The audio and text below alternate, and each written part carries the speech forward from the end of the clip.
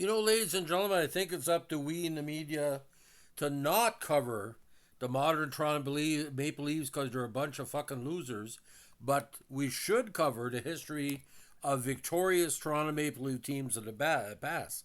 The 1940s and the 1960s belonged to the Maple Leafs. In the major confrontations between Montreal and Toronto in the 60s, Toronto won most of them head to head, got four cups. I think they're the team in the 60s. And for me, the team in the 1940s is the Toronto Maple Leafs because they were a money team. And the 46-47 season, which we're going to be showcasing today, had so much ups and downs. The Toronto kind of management soap opera started here. Players were asked to leave. People were in management who were kicked out. It was a mediocre season, but once the postseason started, Toronto was focused enough to knock off Montreal in the final. Now, the 47 season involved again them winning the Stanley Cup. They're only second in the NHL with a 31-19-10 record. Now, ironically, Maple Leaf Gardens had a whole refit for that campaign when it became the first arena in the NHL to have plexiglass inserted in the end zones of the rink, allegedly because of fan involvement with role players on that side. Some rinks in Canada at the time usually had not plexiglass but chicken wire. No disrespect to chicken wire. Now, ironically, Frank Selke was involved in the wrong end of a power struggle with Connie Smythe for control of Toronto and the club's board of directors. Selke was let go and was immediately signed as a new GM of the Canadiens, and of course, that really changed hockey history. Frank McCool retired of his own volition due to his ulcers, while Lorne Carr, Dave Schreiner, Mel Hill, and Bob Davidson were asked to retire by the team. Babe Pratt was also traded to Boston. The team brought in several rookies, including Sid Smith, Gart Bosch, overtime hero Bill Barilko, and a young Howie Meeker. Now, despite having a large number of rookies, the team won 20 of the first 31 games, led by the play of Howie. Meeker set a rookie record, scoring 5 goals in a 10-4 victory over Chicago on January 8, 47.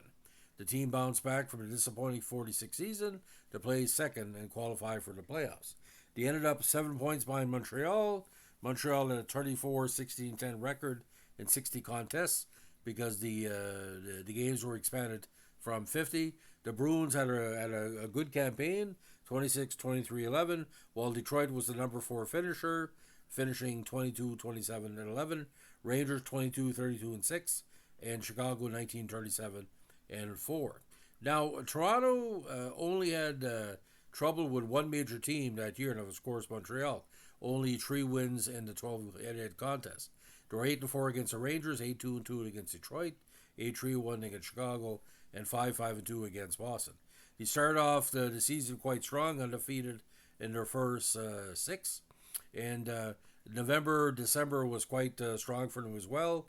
They had 8 victories with only 1 loss and 1 tie in a 10-game stretch. So that was pretty cool for them.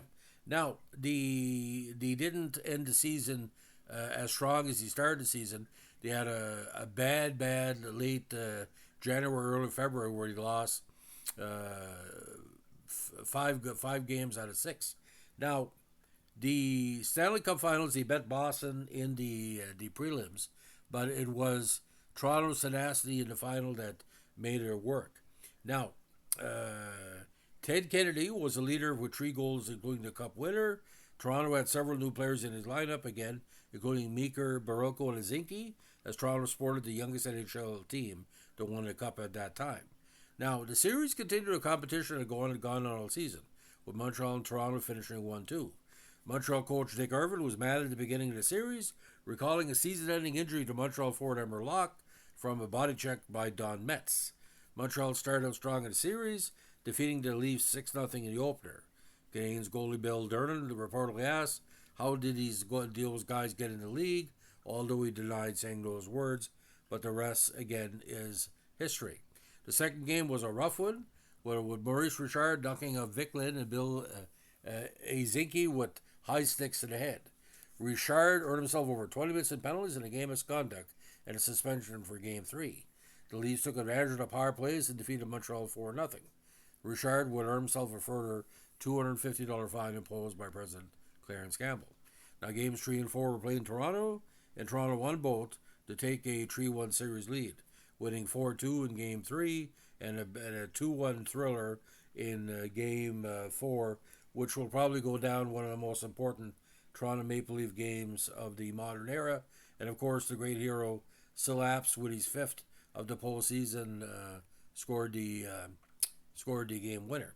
Now in Game 5 at the Forum, Montreal rebounded for a 3-1 victory, but it was Toronto's defensive style that won it. And again, Teddy Kennedy had the game-winning goal. Now, the idea about the postseason that year, it was all about Hall of Famers, and I tell you why. Get this.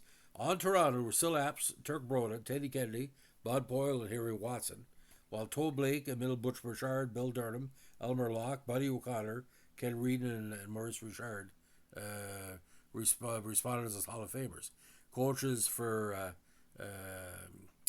Hapday and Dick Irvin as well. Now, after the sixth game, get this, the cup was not presented to the Leafs. Clarence Campbell declined to present the cup immediately, concerned over the specter of fan violence. And ironically, there was no room left on the cup for the Maple Leafs, so they had to wait a little while to put their names on. Now, in the sixth game, again, Broda was a hero, holding off Kenny Reardon on a late breakaway, and the Leafs won again 2-1 for the cup. Now, it was again presented to Maple Leafs captain Silaps by the NHL president, but he was a lot of trepidation at first. Now, the following Maple Leaf players and staff had their names engraved on the cup: Gus Bodner, Ted Teeter Kennedy, Sylvanus Silaps Jr., of course, Harry Watson, Nick Metz, Norman Bud Boyle, Don Metz, Bill Zinke, Vic Lynn, Howie Meeker, Gay Stewart, Joe Cluckey. Defensemen were Bob Golden, Wally Stanowski, Garrett Bosch, Gus Morton, Jimmy Thompson, Bill Barilko, and of course Turk Broda between the pipes. Coaching administrative staff included Ed Bickle, president owner, William McBride, vice president owner, Jack Bickell, not Bickle, director owner, John Murdoch, vice president, Connie Smythe, manager owner, Clarence Hapday, coach, Tim Daly, trainer, Clifford Keelan, assistant trainer, Robert Galloway, team doctor, Horace McIntyre, team doctor, and of course the great George Walker, chief scout. Now, unfortunately, Joe Cluckey's name was removed by mistake from the new version of 47's Toronto's engraving created in 57-58. There's a space where his name should have been included, left of Don Metz. The 47 Maple Leafs were the first Stanley Cup winning team to have the captain and assistant captain marked on their sweaters under Stanley Cup team picture. Now, when the replica cup was created in 1993, a new mistake happened. Robert J. Galloway's name was misspelled as P.J. Galloway with a P instead of an R. His name is spelled correctly the first two times. 1947 Toronto members were engraved. Now, the Stanley Cup was again full, and again, the Leafs members' names were not engraved in the Stanley Cup until 48. So just to, let's go over the rough stats of the regular season and the playoffs, ladies and gentlemen. Teeter Kennedy had 60 points, 28 goals. Silaps had 25 counters. Meeker had a very strong season, 27-18-45. Bill Zinke had 17 counters. Bud Boyle, Harry Watson, and Gay Stewart each had 19. Joe Cluckey had 29 points. Nick Metz had 28 points. And other key players, including, again, Lynn Stanowski, Gus Morton, Jimmy Thompson, Don Metz, Gus Bodnar, Bill Barilko, big 10 points in 18 games. And, again, Bob Dawes played one game for the squad with Harry Taylor getting 9. Now, Turk Broda, 31-19-10 in regular season, 287. Now, in the postseason, Kennedy had 9 points in 11 games. Gay Stewart had 7 points. Silaps counted 5 times. Nick Metz had 4 goals in 6 games. Howie Meeker had 3. Vic Lynn had 4. Harry Watson 3. Don Metz 2. Gus Morton. Barilko had 3 assists in 11 games. And Broda led the way with an 8-3 record with a 238. Now, a lot of manipulation with the roster that year. They signed Howie Meeker at the start in the off-season 46 as a free agent, as he did Todd Sloan. They also signed a free agent Harry Taylor. He also claimed Ray Powell from the Fort Worth Rangers of USHL in an interleague draft on June 1st. On September 21st, 46, he acquired Jerry Brown for the Red Wings for Doug Baldwin and Ray Powell, and he acquired Hiller and Vic Lynn from the Habs for Jerry Brown and John Mahaffey.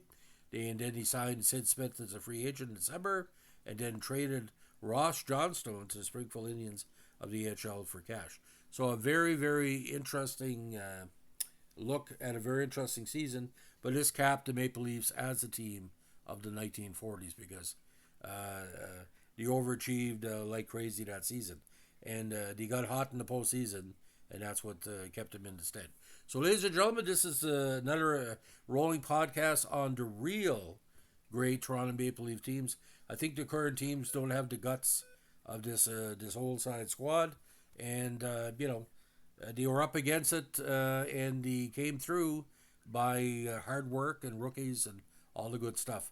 And these are the legendary stories of the 1940s Toronto Maple Leafs. Thanks for listening. Bye.